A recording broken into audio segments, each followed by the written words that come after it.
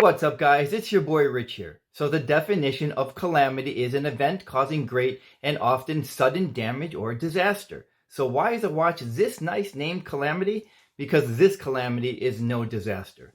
Let's go take a closer look. Let's go.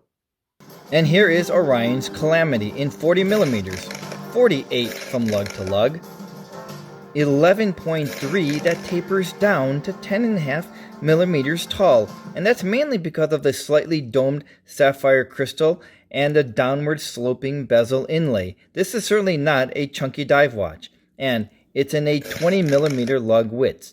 Dive watches certainly aren't new to the market, and I think the Calamity is well crafted, a clean looking watch that doesn't look like another homage to the Rolex Submariner. It makes great use of materials, and I would say that in terms of quality and finishing, I would put the Calamity on par with Monta's OceanKing, and that's a compliment because Monta makes some fantastic watches. The inlay is made of ceramic, and this dial and inlay, in person, it kind of sort of looks like it's in steel blue, though technically this dial option is called navy, but it's also available in black and green. Before we get into the bezel turn action, there is something that I wanted to show you, and that's a really nice level of detailing around the bezel. You see the teeth? These are not the normal type of teeth, and that's because it has this knurled texture to it, which also matches the same knurled texture on the crown. You know what this reminds me of? It reminds me of the Breitling for Bentley, the way that they use this knurled texture around, I believe, their bezel inlay. It looks really sharp, so not only do we get great grip, but it also just looks really nice. It looks really classily. Classily? Okay, sure. Though that is not really a word, but it is a nice level of detailing. So now, let's get on with the turn action. Here we go.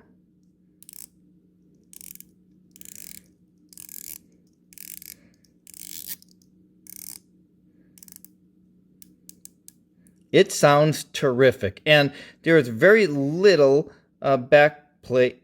Actually, there is no back plate here, which is really surprising because it sounds so audible that whenever we hear that audible click action, there has to be some back play in order to get that clicking sound. But let me try this again here. There is no backplay. This is really very satisfying that we get a really nice audible clicking sound without the backplay. Really, really well done. Nicely done. The Calamity uses the BGW9 Super Luminova in blue.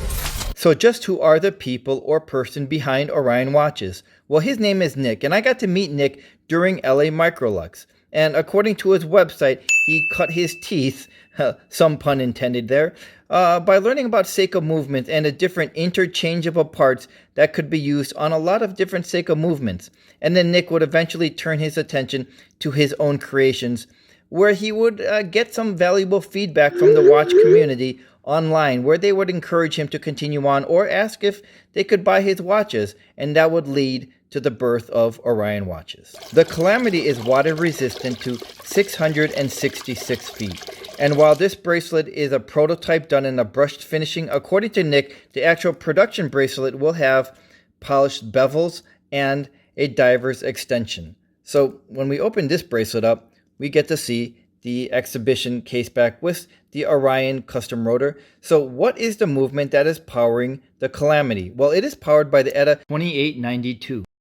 And the retail price of the Calamity is approximately $1,500. So in that price point, our options are wide open. So if we're looking for a diver's watch that has great use of materials and nice details or attention to details, like this knurled bezel and the crown with nice brushed side profile with the polished accent, a contoured case, then I think the Calamity would be a great option for us. You know, the brand that I mentioned earlier, Monta, I actually think the Calamity is priced less than Monta's OceanKing, and I wouldn't say that this is a watch that is overpriced. When we get this watch in person, and my first impressions of the Calamity was this is certainly not a cheaply made watch. I knew that this would not be an inexpensive watch because it just looks and feels and oozes quality.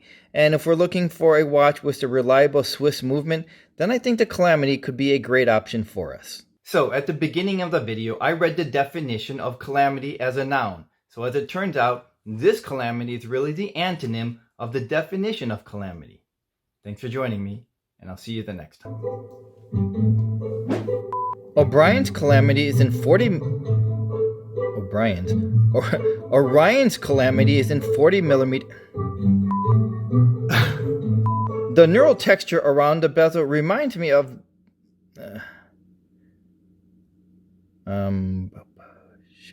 Breitling. Oh, it reminds me of the Breitling for